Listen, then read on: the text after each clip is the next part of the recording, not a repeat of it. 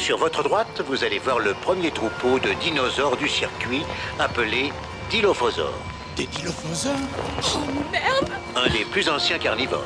Et bonjour à toutes, bonjour à tous et bienvenue à Jurassic Park. Je sais, ça fait un petit moment qu'on ne s'est pas vu, que ce soit en live ou que ce soit en vidéo directement sur YouTube.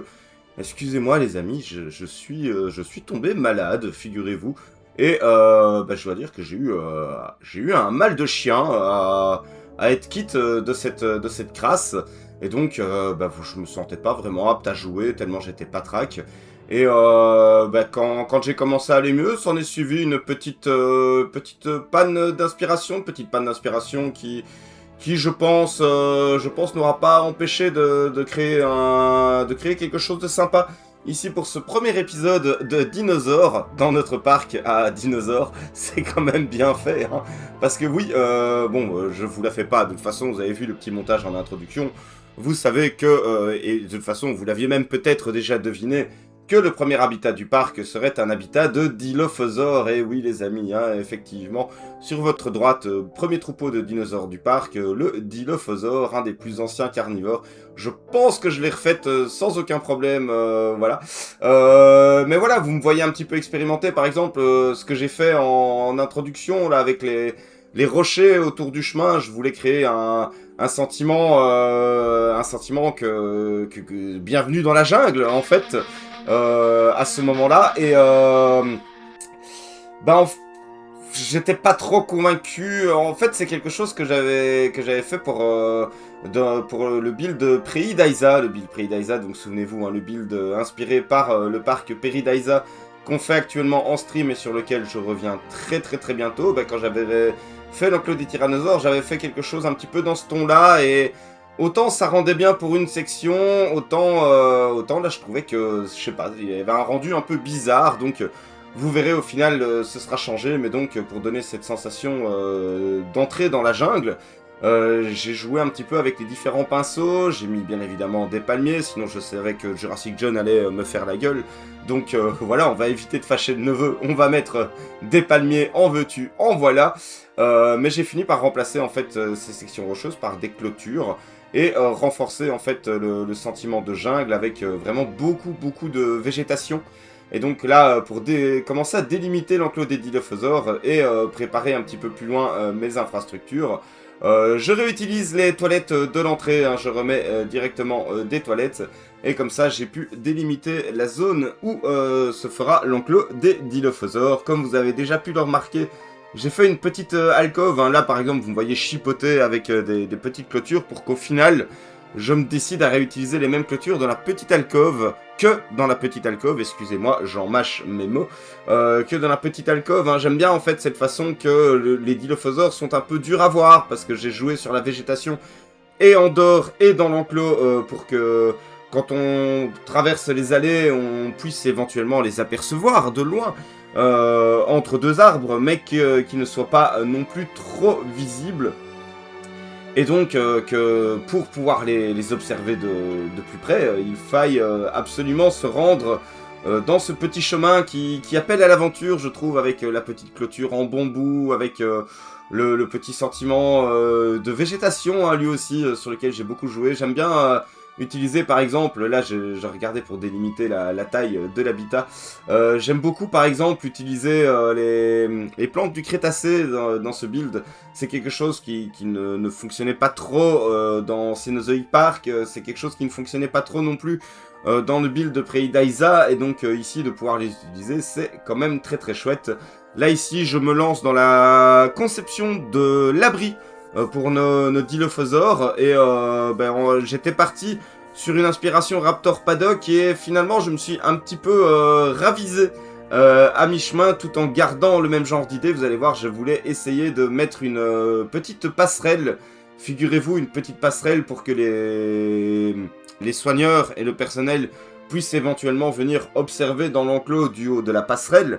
Donc vraiment accès réservé au staff, hein. Ça ce n'est pas accessible aux visiteurs, et finalement je me suis rendu compte que ça allait faire un bâtiment qui était peut-être un peu ridiculement trop grand mais trop restreint pour les Dilophosaures à l'intérieur. Donc j'ai complètement revu la structure, vous verrez le résultat. Vous verrez le résultat, je suis assez content de cet abri. Hein. Les abris, c'est vraiment quelque chose sur lequel je me posais, figurez-vous, beaucoup de questions lorsque j'ai lancé ce projet.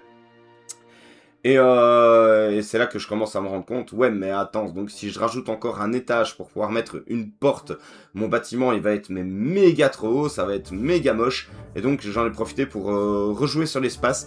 Alors peut-être que malgré tout, l'abri semble un peu trop petit pour accueillir les 4 dilophosaures qui composent le troupeau. Oui, effectivement, c'est peut-être quelque chose sur lequel je me suis un peu merdé, mais je pense que dans l'absolu, ça passe. De toute façon, les animaux sont rarement tous en même temps dans l'abri, donc ça permet de faire ce qu'on veut. Là, par exemple, vous voyez, je délimite les emplacements avec de la clôture directement dans l'abri. Et ben, par exemple, ça ne me convenait pas après coup. Et donc j'ai choisi de tout simplement utiliser les marqueurs de délimitation d'habitat et créer moi-même des renforts basés sur les renforts que je vais faire pour des fenêtres, parce que vraiment j'ai essayé de faire en sorte que ce bâtiment ait un look Jurassic Park. Alors il a un look assez simpliste, je pourrais peut-être rajouter des petites craquelures par exemple de ci de là dans le béton. Je pense que ça pourrait être, ma foi, plutôt sympa.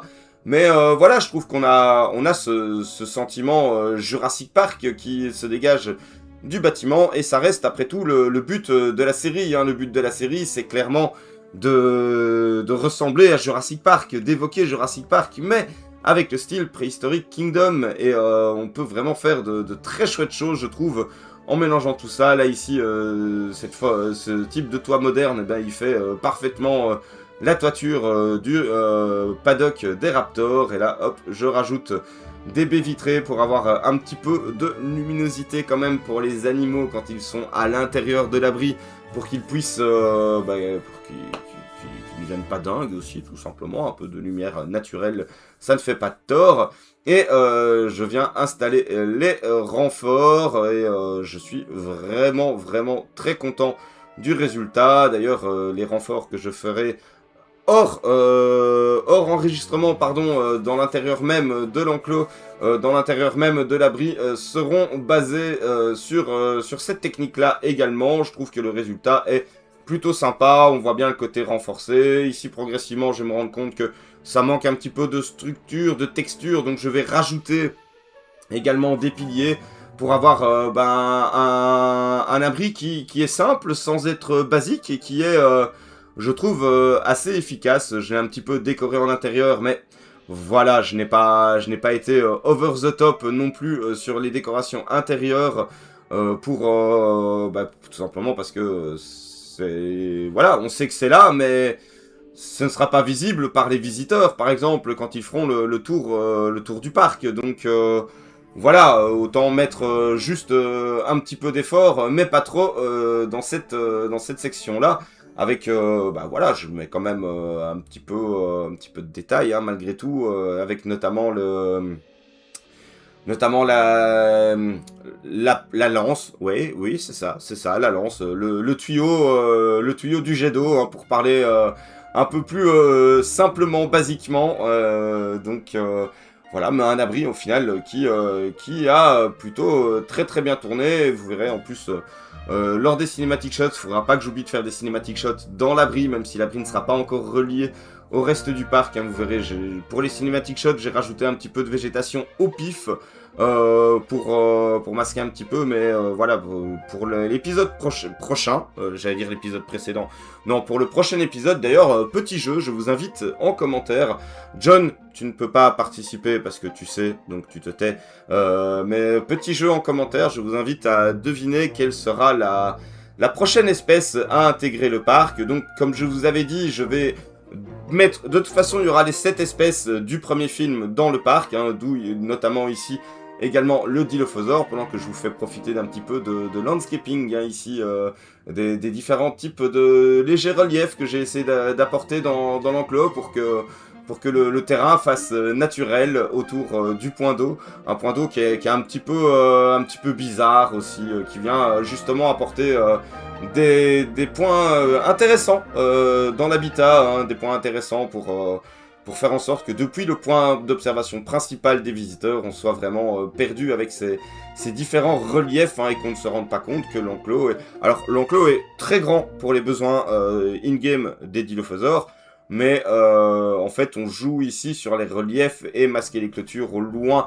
avec la végétation pour donner l'impression que la zone est plus grande que ce qu'elle n'est, même si je trouve qu'elle est déjà suffisamment conséquente pour notre quatuor de dilophosaures, un quatuor de dilophosaures pour lesquels vous pouvez, comme de bien entendu, me faire vos petites suggestions de noms dans l'habitat.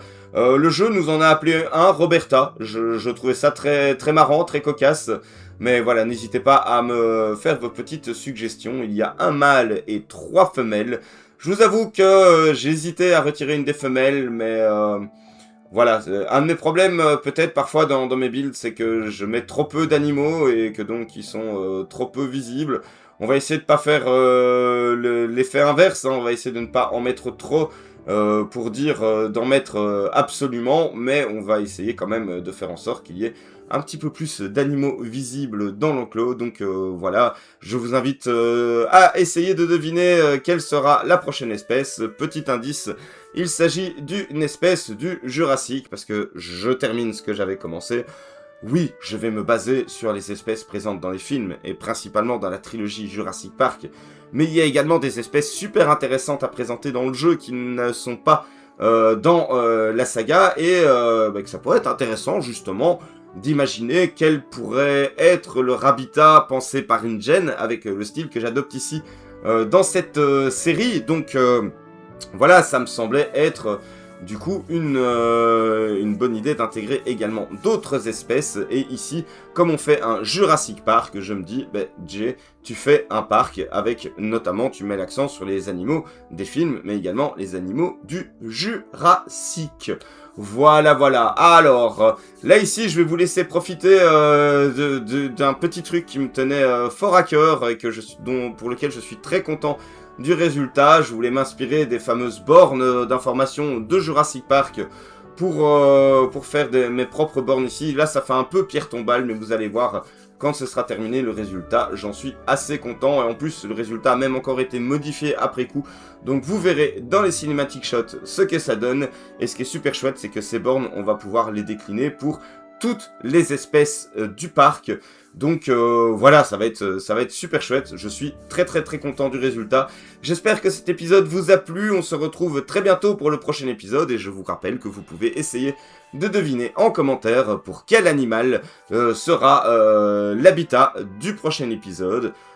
Je vous invite, bien évidemment, vous connaissez les bails des youtubeurs, hein, à liker la vidéo et la partager si vous l'avez appréciée, et éventuellement, si ce n'est pas déjà le cas, à vous abonner à la chaîne. On approche tout doucement des 700 abonnés, ça me fait très très très plaisir, merci beaucoup.